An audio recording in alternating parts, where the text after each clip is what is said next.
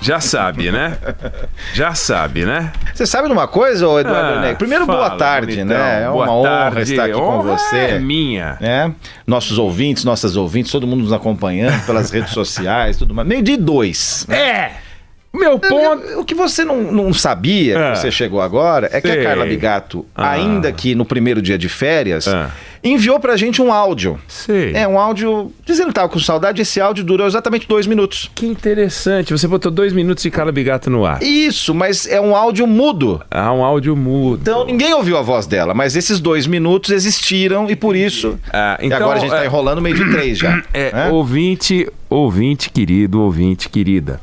12:03, no primeiro dia em que o Felipe Bueno controla todas as variáveis e a Carla Bittacher não está aqui para estabelecer as regras. Veja só o que está acontecendo. Eu vou enquadrar, não tem jeito.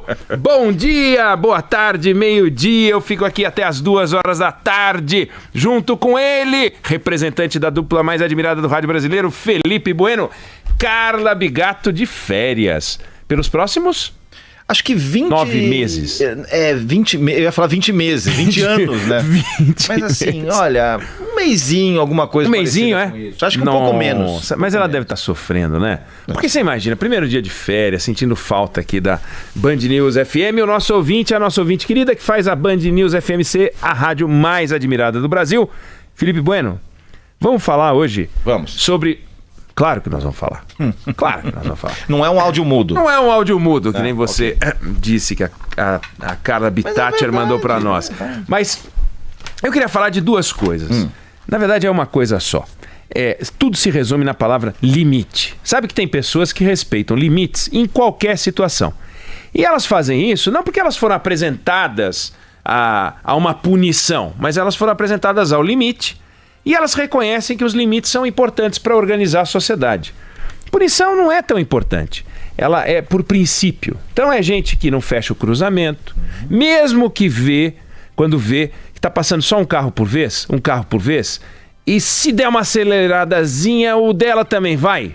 Aí quando fecha o semáforo, fica com aquele meio carro fechando o cruzamento. Ela não faz isso. Por quê? Porque ela entende que a pessoa que vem na outra direção também tem o direito de chegar ao seu destino, tanto quanto ela. E que a pressa dela não é mais importante que a pressa do outro. Exato. Questão de princípio, não é porque tem um guarda, não é porque tem câmera. Faz isso porque não acha legal parar em cima da faixa de pedestre. Faz. Não paga o médico sem nota. Não pede uma consulta, não emite, sabe? Não chega e fala, faz o seguinte, sem nota eu te faço um desconto. Nas 2 pontas não faz. Não compra uma CNH. Não compra uma CNH, mas não porque não possa comprar. Porque tá aí disponível, se você quiser você compra. Que não acha certo. Não acha correto, não acha legal. Deixa a rua limpa, não joga em qualquer lugar o lixo. Ontem foi dia de trote na Universidade Mackenzie, aqui em São Paulo.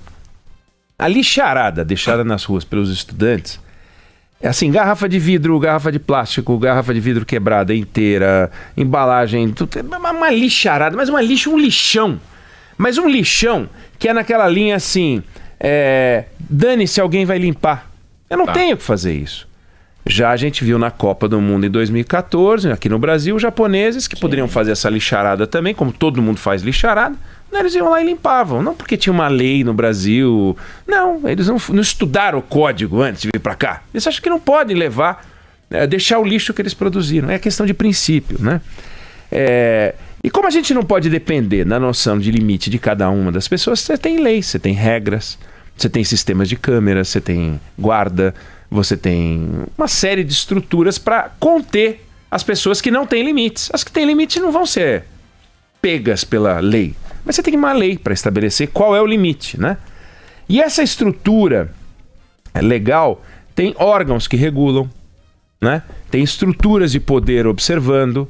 Então, os órgãos reguladores que multam empresas, multam consumidores, pessoas, etc. e tal. E você tem um sistema de justiça, né? Você tem a polícia, você tem um sistema de justiça também. Então, você pode ser preso, você pode ser processado, você pode ser condenado.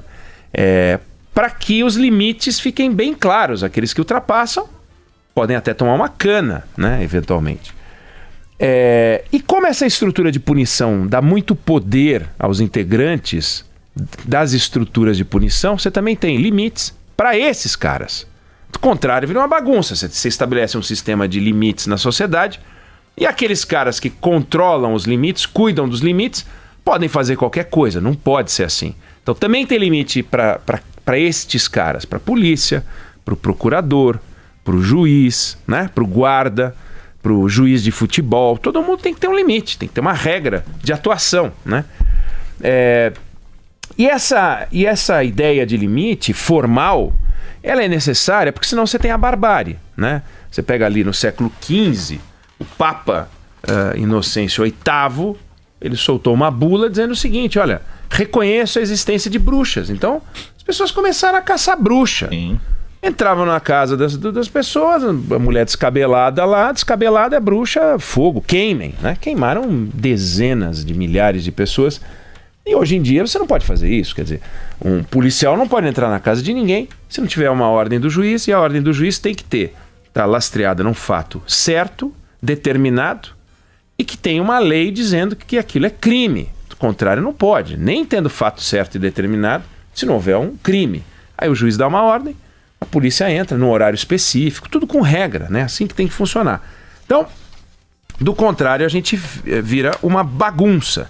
E eu estou falando tudo isso porque a última safra de diálogos, divulgada hoje pelo jornal Folha de São Paulo, material levantado pelo jornalista, obtido pelo jornalista americano Glenn Greenwald, da Intercept, e que é publicado na Folha de São Paulo de hoje, mostra o procurador Deltan Dallagnol conspirando para investigar e caçar o presidente do Supremo Tribunal Federal. Caçar, com C cedilha, como quem caça na África. Caçar. Uma presa. Uma presa. Então, no diálogo do dia 13 de julho de 2016, ele diz: caros, a OAS trouxe a questão do apartamento do Toffoli. Toffoli, na época, não era o presidente do Supremo Tribunal Federal, hoje é. Aqui respondeu outro procurador chamado Sérgio Bruno Cabral Fernandes. Que eu saiba, não. Dia 27 de julho, Pelela, referindo-se, dialogando com o chefe de gabinete do então Procurador-Geral da República, Rodrigo Janot. Segundo informações, Toffoli é sócio oculto do primo. Segundo informações. Informações. Quem falou que um procurador apura informações? Ou seja, o cara tá caçando o nego, tá atrás do Toffoli, dia 27. Mais um dia, Deltan, de novo com Pelela.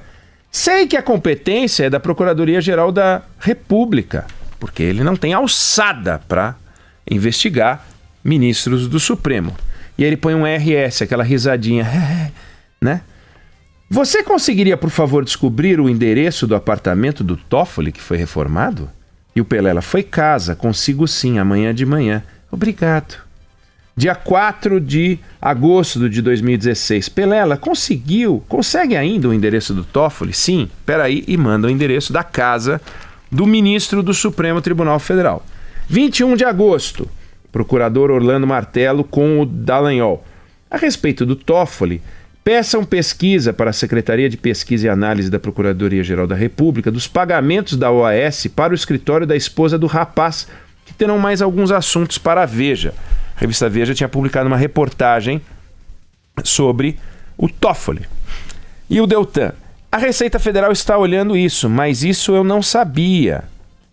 Dia 26 de agosto, de novo Orlando Martello com Deltan Dallagnol. Esposa do Toffoli, não do Gilmar. Sim, prestação de serviço do escritório de advocacia dela para a Acho OAS.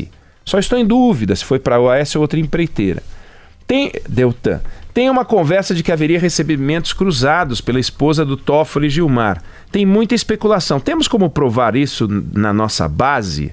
Repara, ele não tem nada. Ele não tem nada, não tem fato certo, não tem fato determinado, não tem crime. Se tivesse, ele não poderia investigar. Mas não tem nada. Ele está caçando o presidente do Supremo Tribunal Federal. Aí o Orlando Martello: achei uma procuração do Toffoli e da mulher dele representando a Queiroz Galvão no TCU. Então eles podem ter recebido pagamentos em 2009, ano que tem quebra fiscal por aí. Ou seja, vamos caçar o Toffoli. Vamos pegar o Toffoli. 27 de janeiro de 2017, Deltan Dallagnol, de novo ele. Pelela: É importante o PGR levar ao Temer a questão do Humberto Martins, que é mencionado na OAS como recebendo propina. É mencionado na OAS como recebendo propina. Melhor checar antes o conteúdo do anexo para lembrar direitinho. Ele nem lembra se tem ou não. Aí o Pelela, deixa com nós, com entre aspas, não é que ele é um ignorante.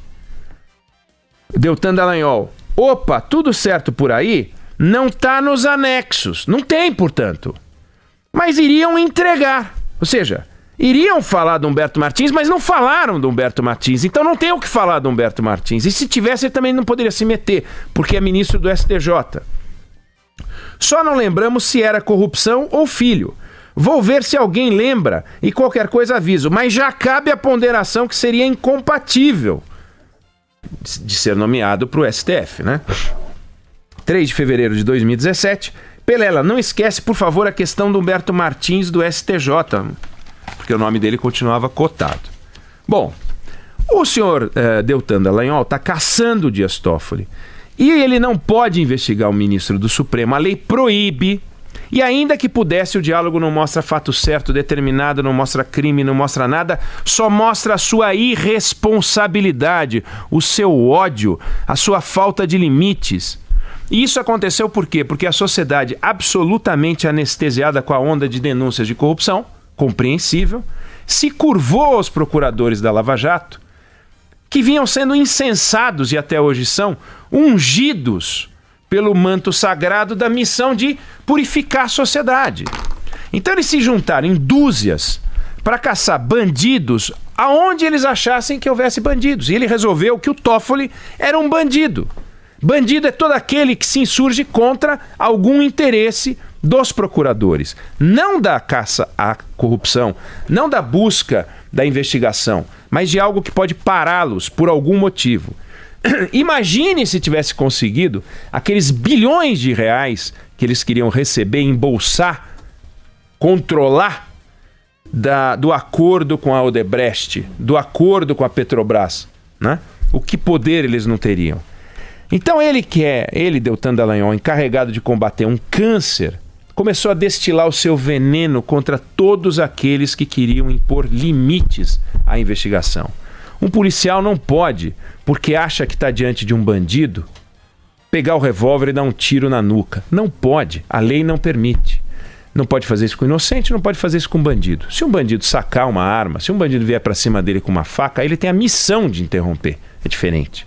Então, a Lava Jato, ela encontrou um bolo de bandidos e vigaristas. Ok, é para tirar de circulação. Mas olha o que eles se sentiram no direito de fazer. As instituições, elas falharam no Brasil para conter a corrupção. Não só falharam, não havia limites, como patrocinaram. Então, deu no que deu, essa lambança que a gente viu por aí. Agora está claro que também elas estão falhando para conter o trabalho irresponsável de alguns procuradores. Não estão estabelecendo limites para eles.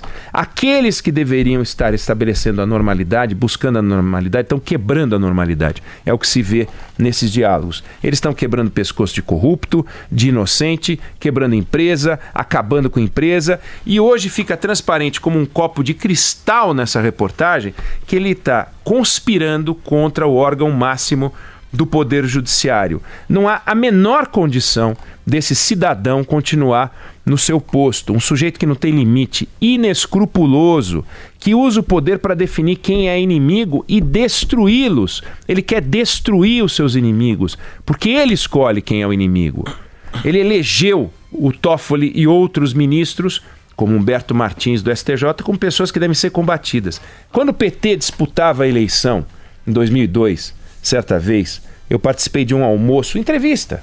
Estava o candidato Lula, estava o José Dirceu, e era um almoço engraçado. Eu trabalhava nessa época na revista Veja. A gente perguntava assim, qual é o seu projeto para o Banco do Brasil? Aí o Zé Dirceu logo se antecipava e dizia, deixa o nosso pessoal chegar lá, você vai ver que vai mudar tudo.